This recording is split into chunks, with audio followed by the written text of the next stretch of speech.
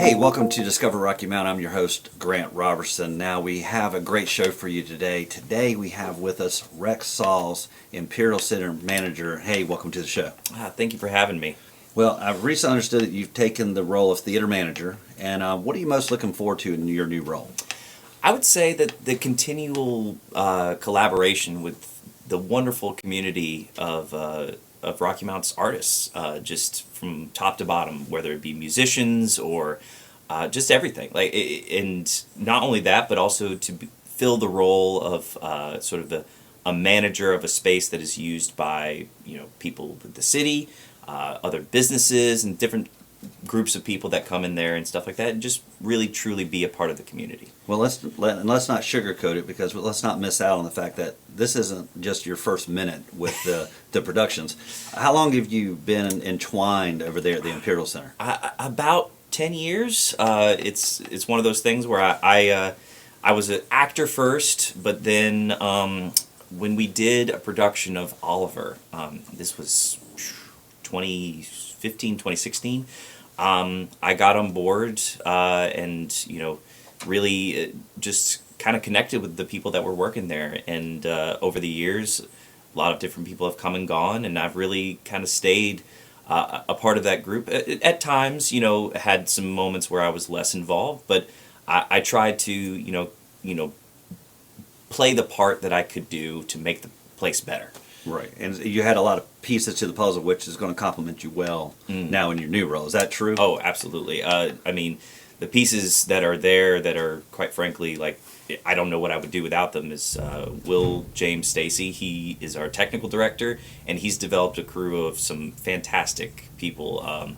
Allison Baker, Leah Gilbert, and Matt Ward are some of our set designers and sound designers, and just people who are from the community, also started very young in this particular place, and just have done a fantastic job over the years. Well, I think it's interesting because you'll see across the City of Rocky Mountain what we offer. I recently spoke to our Parks and Recs department, and just the ability to see the youth grow up, and then as adults still give back. So I think it's awesome. So people, obviously numerous people have enjoyed the theater program at the Imperial Center, but for those who may not know, what kind of shows are produced throughout the year at the Imperial Center?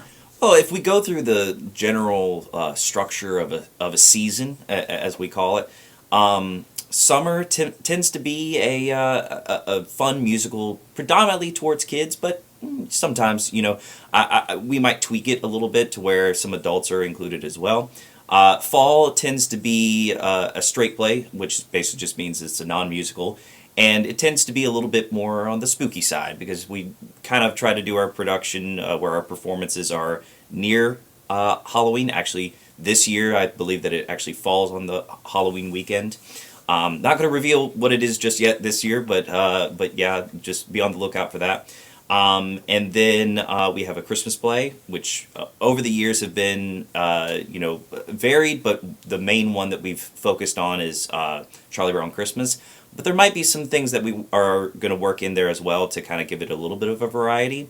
And also then we have our spring musical, which is our big, drawing of people on all sides, both for participants and also for audience.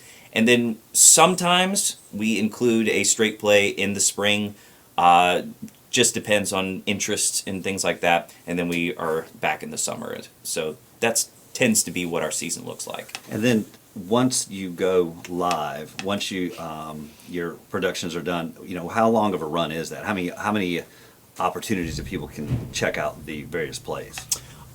Typically for our musicals, we do 2 weekends. Which actually our most current one is Addams Family, by the way, and it has 2 weekends. Starts in March 28th, and then it goes all the way, obviously skipping the week, but it ends or finishes April 6th. And so that's typically for our big musicals, but then our straight plays, again, tends to be that not a lot of people maybe know straight plays as much, but I'm also trying to work with that a little bit. But we tend to do 1 weekend, and we get enough people in there and things like that. Sometimes we use the Booker T space, but also trying to see if maybe we can use that and utilize that for other things while performances are on the main stage. But yeah, that tends to be the way that things run. And then if you had to look at each weekend, is it a two shows on Saturday, one on Sunday, or is it just one and one? We tend, over the years, we've changed this, but we tend to have one performance per day, Okay. and it just depends, though. We've had instances, for instance, with our last Charlie Brown Christmas, where because of shuffling and because of different things, we did actually double up on the performances, but that was because of, again, issues with buildings and availability and things like that. So, but also that show was only 30 minutes, 45 minutes, I think, at the longest. And so it depends on a lot of things, but it tends to be one per Gotcha. day. So plenty of opportunity, but really people can look to those specific kind of time frames to really Right. kind of schedule their atmosphere of going and check out the place. Mhm. So the lineup of talent has been impressive. Are the actors trained, natural when it comes to acting? I would say that it's fascinating because over the years I've seen a variety of different people. We have had people who are classically trained or trained in the sense that they've gone to college, but I've also just seen some fantastic natural actors come in. Because again, I'm going to keep hitting this. We just have such a wonderful community of talent, and that's talent in singing, acting, and just overall just fantastic artists. And so yeah, the answer to the question is it's a variety. We really do have a variety of fantastic actors. And I speak on my behalf that most of us should be behind the camera. And so with that, the talent is also very strong, like you were saying, the crew. Would you how big of a crew does it take to pull this off? Well, it really depends because, at times, Will and myself, who have had a lot of experience working backstage and different venues and things like that, if it's a straight play and small cast and things like that, it could be run 3-4 people at the most, and really that would be pushing it, and that would have people in as backups and things like that. But for a huge musical that will have moving set pieces and things like that, I mean, it could go up to 10, 12 people, and that's including also like spotlights and people who are running the soundboard, light board, and calling the show, all of these different things. And, so it just depends on the size of the show. But, I've been a part of crews that were very skeleton, like put a new definition to the word skeleton crew. Certainly during, COVID and things like that, when kind of people were just starting to come back, we really had to double up and triple up on what our roles were backstage. But, Well, yeah. I think it's impressive. We all know the ones on stage, and we see that, and we really still don't see everything. But just a reminder, like you've said, it's just a great crew across. And to that point, how do you find cast members, or how do they find you? How does it work?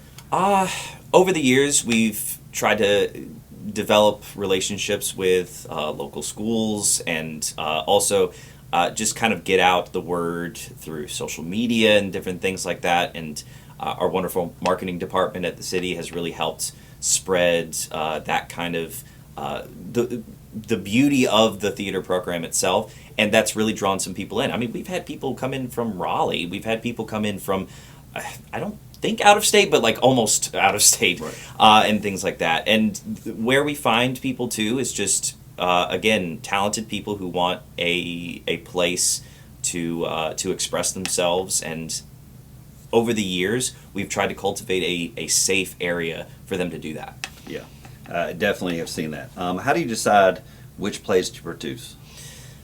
That's a good question. I'll go ahead and admit a lot of it comes down to what shows I or my crew want to do. But in actuality, we do actually discuss it with community members, staff who might not be full-time, part-time, or anything like that, but that we've worked with them in the past and say, like, what's your skill set? What is something that you think would be a good showcase for this and things like that? And something that I'm personally going to do is try to gear us more and more towards that idea of like, this is the crew that we have, or this is the community that we have. We don't need to do something that is just kind of off the wall, or something that, it doesn't quite fit us. We need to find those things that fit and kind of meet us where we're at as a community. So, again, over time, we'll probably develop maybe even something that the audience can be engaged with and things like that. Again, it just depends on the situation, but that's what we tend to do, is we try to involve as many people as possible. And when we speak to the play coming, debuting on a particular weekend, if you were to back up that timeline, did you just start training or getting prepared the week before, or can you rewind the math on that and let us know what does it take, how many weeks or months before? So, again, it depends, and it depends largely the crew that we have. If we have just adults and it's a straight play, it could be the better part of maybe a month, add 2 weeks or so. But if it's a huge musical, like with Addams Family and things like that, it could be close to maybe a month and a half, 2 months. And again, if we're talking from audition to final performance and things like that, I mean, you're talking upwards of two months and things like that. And that's not even mentioning pre-production meetings and things that go in before, getting the rights for shows and things, which that's one aspect that up until this point I hadn't really been a part of, and seeing what all goes into, I mean, I'm talking about next year, like now. Right. And so but as far as the actual process of putting on a production, it's about 2 months or so. And the commitment level is depending on which members are doing a rehearsal on a particular day. Is it 2 or 3 times a week type of deal? Or is it kind of a Monday through Friday during that period? Again, yeah, right. It kind of depends. But to specifically answer, if you're a main character, I would say you need to expect to be called almost every single rehearsal. Right. If you're an ensemble member, this is my suggestion, because starting off, I was an ensemble member for a lot of shows. If you're a person who's passionate about being in shows, even if you're not called, be there. Because once you're there, you can experience a lot of different aspects to the production. And you can see what the director's doing. You can see what the music director is doing. And so, again, while you don't need to be, and while people like it, hey, if you want to just be there as like a casual person and things like that, there's no fault in that. Right. But I would highly recommend that if you're involved with a show, be as involved as you possibly can. Mm-hmm. But yeah, typically, if you're an ensemble member or a lesser character or something like that, it could be 2 to 3 times a week. Gotcha. When you, and I think we talked about this, but the community members that take part, again, they start young and they continue on, and they naturally, we spoke to that, they kind of stick with it. But are some of these really kind of their training grounds, if you would, and they have some aspirations to go bigger? Maybe it's not even in all theater productions, but maybe it's because they want to get their public atmosphere up, because they want to go lead a whatever. Do you see do you have anybody you can speak to, names that you can drop? Or in general, are people really just involved in the community and they don't have aspirations outside of this? What do you see? Again, variety is the word of the day, apparently, but like it really is a mixed bag, because one person that I can name drop, Travis Reed, who's done a lot of different productions, recently was in a production at ECU in college of Sweeney Todd, and he was the lead in that show. And, it's wonderful seeing members of the community go on and do things like that. But a lot of them just stay where they're at, and just, they've got normal jobs, they've got responsibilities, they develop families, and over the years, they've just stuck with us. And obviously maybe they go away for a time because, maybe that season in their life they don't have a lot of free time.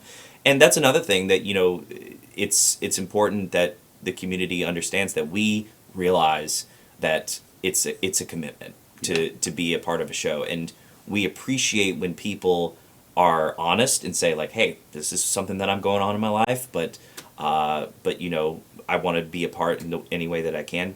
To go back to your question, though, we also have examples of people who have gone on to be a part of Hollywood. I'm going to get his name wrong, and I apologize, but this individual named Seth Chanel, I believe, he was in a movie with Chris Pratt on Amazon. I think it was called The Tomorrow War, and he's been in other shows and other things and stuff like that.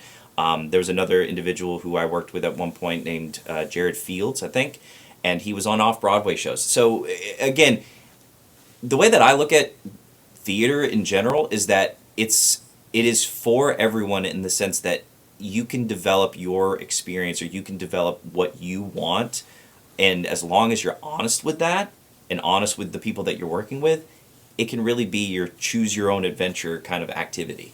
Well, and to speak on that, and for everyone else's commitment level, which is us that want to just enjoy it, we don't have the abilities maybe or the skills needed. So our skills are going to be in the sense of we're going to come watch and show. So how does what's the process for someone to come get tickets? I mean, I want to go. What do I do? Go to the theater at the Imperial Center's website. That's the easiest way. Even if you just type in the Imperial Center Rocky Mount, it will send you to the right place to get tickets. Go to the theater, obviously, and get tickets in that way. But also, you can just come to the Imperial Center. You don't even have to go to the theater. You can go to the front desk, and whatever show is kind of on the slate, you can say, "Hey, I want to get for this day, or I want to do this, or whatever." Those are the two main facets or main ways that you can get tickets for performances.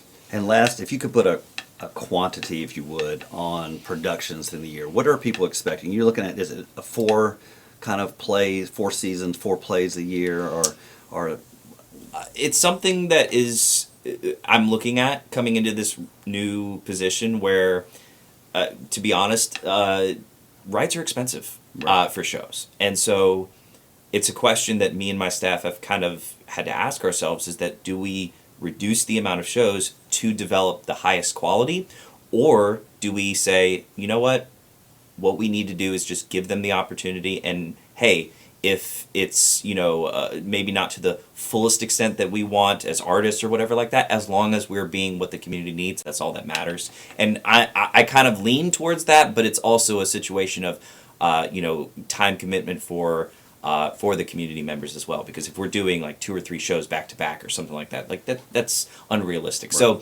to answer your question, it would be so like summer 2, 3, 4, so about 4 or 5 shows with possible 6th. Oh wow. And things like that, and again, we try to space them out the best way that we can, because again, we also don't want to overwork or burn out our full-time, part-time staff, but yeah.